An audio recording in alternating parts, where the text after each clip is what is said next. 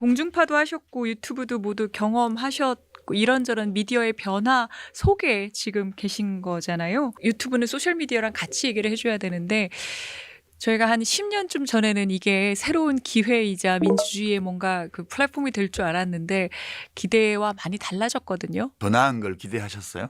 네.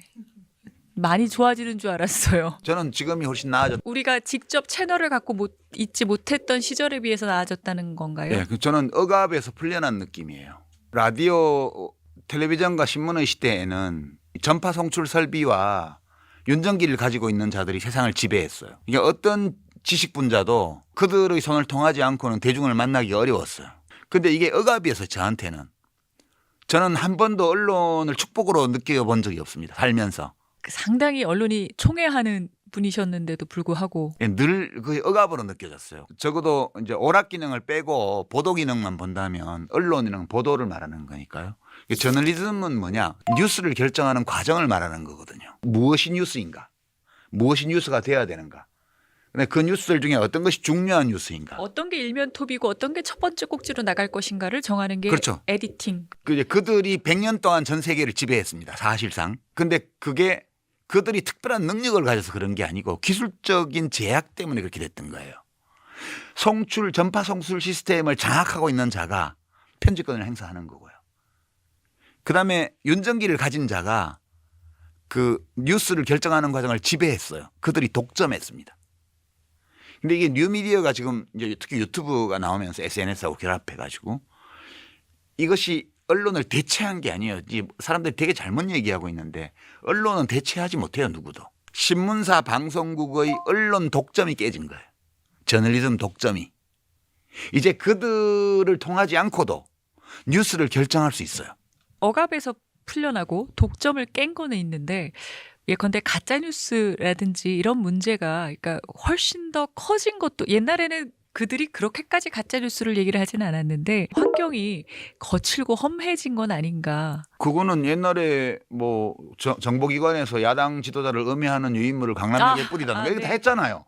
다 있던 거예요. 전부 다. 가짜뉴스도 역사가 오래되고 다 있던 건데 네. 저널리즘에 대한 뉴스를 결정하는 과정에 대한 독점권이 깨지면서 가짜뉴스를 만드는 능력도 커진 거죠. 한쪽에서. 구텐베르크가 금속활자를 상업화하는 데 성공한 이후에 그런 이야기들을 했대잖아요. 가톨릭 주교들이 앉아가지고 요즘은 가짜뉴스가 너무 빨리 퍼져. 마틴 루터 이 95개조 반박문인가 그거를 라틴어로 작성을 해서 독일 마인츠에 있는 마인츠 대성당 문에다 붙이고 보름수로 도망간 거잖아요. 루터가. 95개조 반박문을 독일어로 번역해서 구텐베르크 인쇄기로 찍어서 돌린 거예요. 그때까지는 사람들이 성당에만 열심히 다녔지 뭐가 뭔지 모르고 있다가 독일어로 번역해서 인쇄한 그 문서들을 보고 지금까지 우리가 부당한 억압을 받아왔다는 사실을 깨닫게 되고 그러면서 어마어마한 규모의 농민전쟁과 개신교들이 이제 생겨나게 됩니다. 그러니까 결국은 왜 중세 가톨릭 교회가 예배나 뭐나 이런 걸 다 라틴어로 했냐. 정보를 독점하기 위해서 한 거예요. 그러니까 정보 독점은 항상 억압으로 통합니다. 지금 이 전체 문명사를 정보 독점이 깨지는 과정으로 볼 수도 있어요. 유튜브는 언론을 대체하지 못해요. 언론은 그냥 있어요. 없던 게 생긴 거예요. 없던 게 생기면서 언론 기관이라고 우리가 말하는 언론 기업이 독점하고 있었던 뉴스를 결정하는 힘.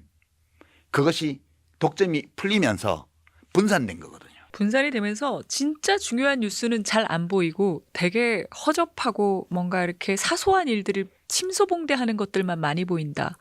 이거는 우리가 중요한 뉴스를 놓치는 게 아닐까? 우리가 유권자로서 알아야 될 굉장히 중요한 정보를 뭔가 이렇게 흘려보내는 건 아닌가? 이런 생각이 들거든요. 그렇죠. 현상적으로 보면 그런 선정주의적인 클릭수를 유도하는 기사들이 판을 치는 것 같죠. 그래도 여론은 또 여론대로 굳건히 갑니다. 지금 보면은.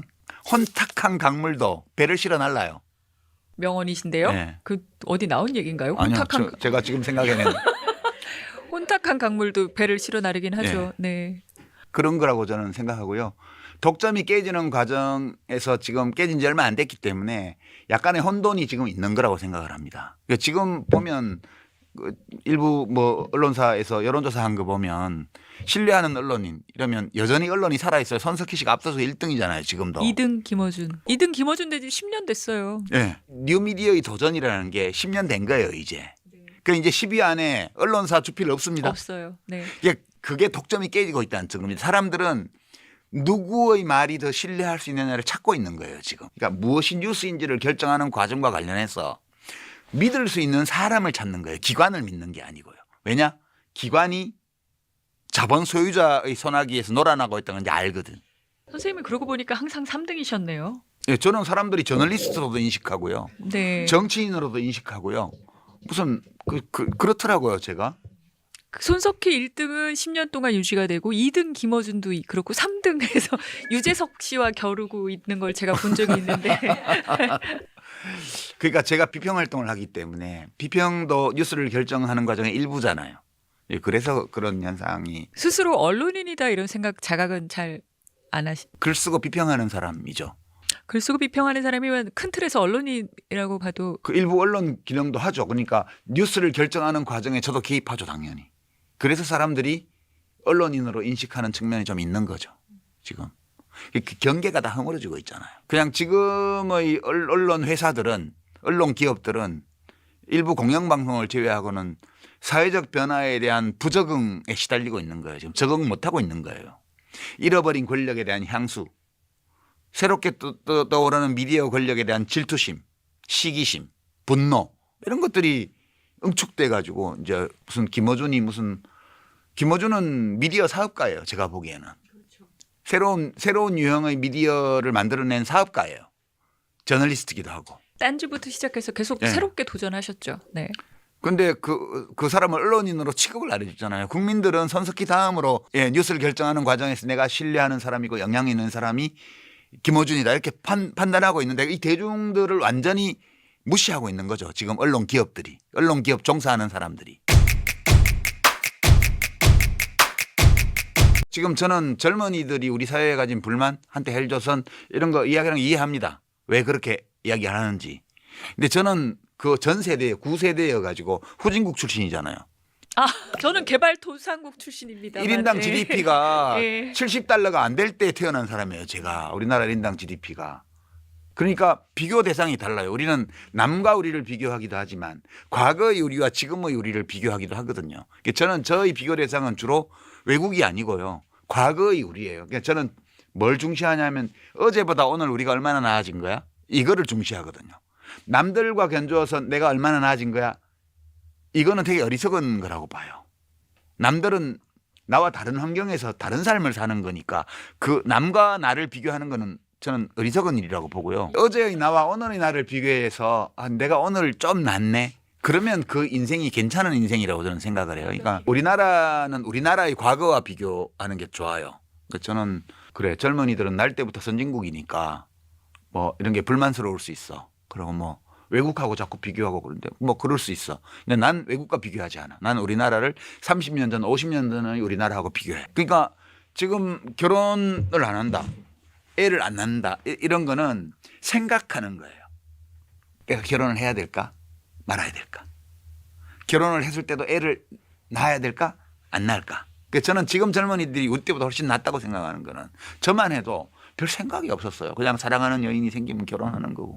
훨씬 생각하는 사고하는 인간들이고 성찰하는 인간들이다. 요즘 생각을 청년들은. 해요. 생각을 하지 않으면 안 되는 환경에 있어요 지금. 저희 때는 뭐 가진 거 아무것도 없는데 그냥 결혼하는 거지 뭐. 그럼 결혼하고 뭐 누구한테 돈 꺼가지고. 생각 없이 결혼할 수 있고 생각 없이 어쨌든 출발할 수 있는 애 낳고 살 수 있는 것도 괜찮은 환경 아닌가요? 그게 꼭 좋은 거라고 말할 수는 없죠. 그러니까 지금은 여러 가지를 생각해요. 그 생각의 결과 혼인율이 낮아지고 출산율이 낮아지고 있어요. 저는 이건 받아들여야 된다고 봐요. 그들의 결정이에요. 그리고 그것이 꼭 절대적 기준으로 좋은 현상이라든가 좋지 않은 현상이라고 말할 수 없어요. 우리는 이제 국민국가적 사고에 굉장히 익숙해져 있기 때문에 대한민국 없어질 거야. 저는 없어지면 어떤데? 이 국민국가 단위로 살게 된 게 100년, 200년밖에 안 됐어요, 우리가. 아니 20만 년, 30만 년 인류의 역사에서 국민국가 단위로 우리가 생활을 한 것이 유럽의 경우에 200년. 우리는 원민족주의라 그래서 옛날 삼국통일 이후로 보더라도 뭐 1500년 살았다고 그러는데 그때는 왕조국가였고요. 국민국가 단위로 자신의 삶의 문제를 이 공동체의 차원에서 점검하고 분석하고 검토하고 대표를 뽑고 그들이 해결책을 제시하고 이런 시스템에서 살아온 것이 100년, 200년밖에 안 돼요, 아직. 이게 보편적인 게 아니라고요. 수없이 변해왔던 인간의 생존 양식 중에 하나예요. 국민국가가 없어진다고 인류가 망하나요? 그거 아니잖아요. 우리에게 대한민국은 소중해요. 지금 살아가는 사람들에게. 그 외에 미래에도 그럴 거라고 생각해요? 모든 것은 변화하잖아요.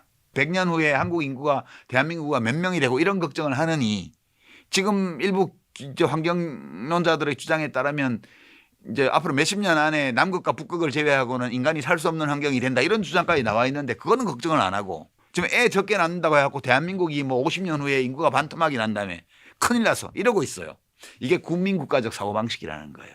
우리는 지금 우리의 인류의 삶이라는 것이 그렇게 뭐 특별한 게 아닌데 굉장히 큰 변화에 지금 직면하고 있잖아요.